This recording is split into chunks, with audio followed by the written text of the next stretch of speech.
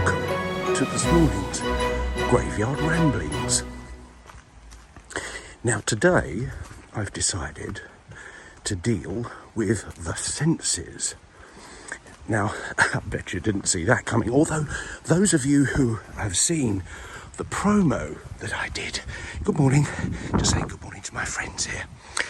Those of you that saw the promo that I did yesterday will know that I intend to broach, to dig in as deep as physically possible without injury into smell and fear. Perhaps it could be a theme going on here. I'm not sure at the moment because this is a rambling. This is a one take, one opportunity attempt to get things right, and it rarely does. So the first thing that I'm going to deal with as I battle against the bells is the sense of smell. Smell. Now, you might think in a graveyard, in the country, in an English country village, that this is a strange subject to pick. But I am strange. So I thought I'd just cover a few of the emotive and interesting aromas that I've experienced, that if one could bottle them, one would be, frankly, well, I reckon you could be in for 200 or 300 quid a year in profit. The first of which is, as Professor Stanley Unwin, the late great Professor Stanley Unwin, used to call the Bakerlubrious. And I'm of course talking about the Bakerloo line, or as me and a certain other Twitter follower that is passionate about me, actually, bless him, refer to it as the Brown. The Brown. Now, the Brown has an aroma all of its own. How can I describe it? Because it's warm down there in the tube tunnels of London, sweeping from the north down to the south majestically.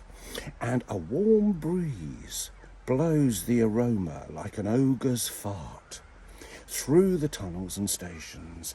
And it is an aroma, it's like, how can I put it? It's like a tramp's trousers. It's like, it's sort of turdy and sweet, like a rotting Mars bar. And it blows through the tunnels and it typifies the Bakerloo line tube experience. Do go. And if, as I said, I may very well eventually go into business and market an aroma, eau de toilette, or eau de toilette probably will be more appropriate, and I'm going to call it Bakerlubrious, in memory and respect to the late Professor Stanley Unwin. So that's the first aroma. There's many others that I could pick. Look, what about the aroma? How about this one? This is a good one. How about the aroma of a telephone box? A British red... I've just noticed I'm a bit... I need pan stick. Pan stick. That's another one. Stage makeup. Leichner. Stage makeup. That's got an aroma like an old lady's makeup. Like an old lady's eau de toilette. Anyway, that's another story. The phone box, the great British phone box. That smell, if you were to waft that under somebody's nose, those of a certain age, mine, would probably come back and say, oh, phone box, I know that smell anywhere. It's sort of like the smell of urine and old books.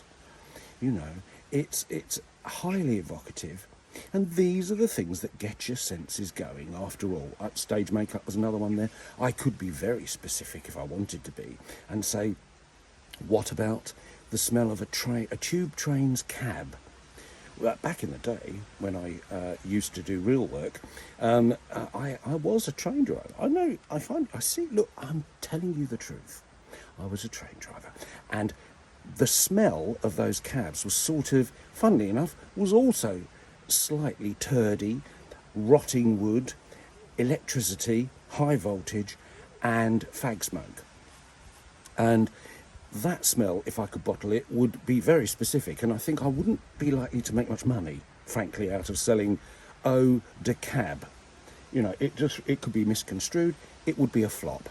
And I'm only in the business of successful marketing. So please do buy Bakerlubrious when it comes on the market probably through eBay. Now, the other thing I said I was going to talk about today, and for this I'm going to shift position. There, you see what value you get from these?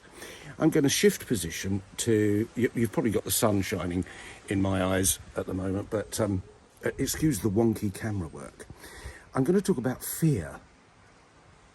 Fear. Now, you might think, well, horror films, you might think gore, you might think scary, the traditional scary things like Sarah and Hopperty, for those of you that remember that ghastly puppet Sarah, who had the scariest face back in the early 60s.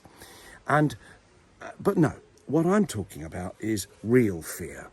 Even worse than opening a Christmas present and finding a copy of Mrs. Brown's Boys on DVD.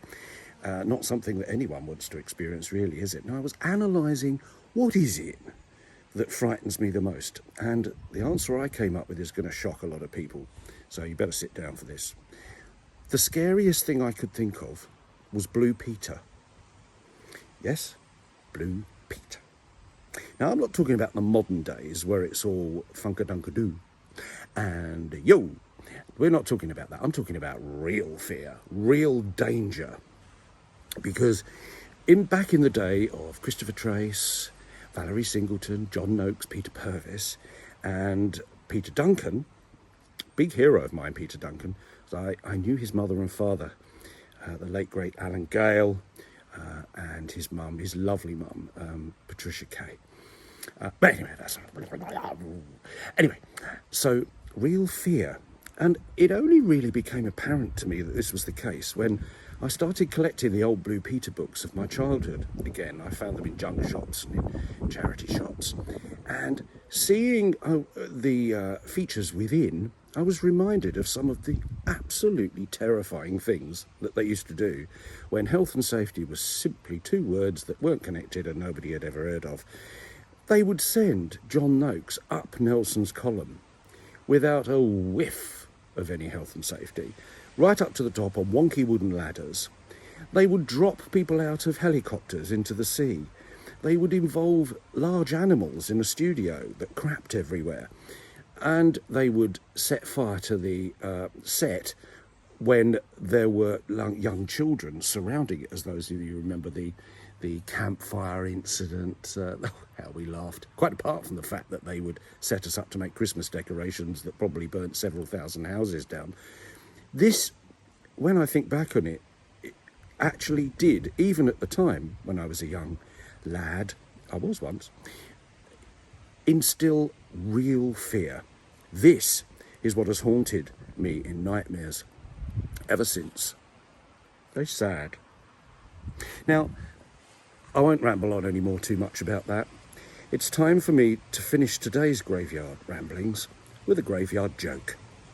And for this, I'm going to blame and apportion the late, great Lee Sutton. This is his gag, and it seems curiously fitting given my location.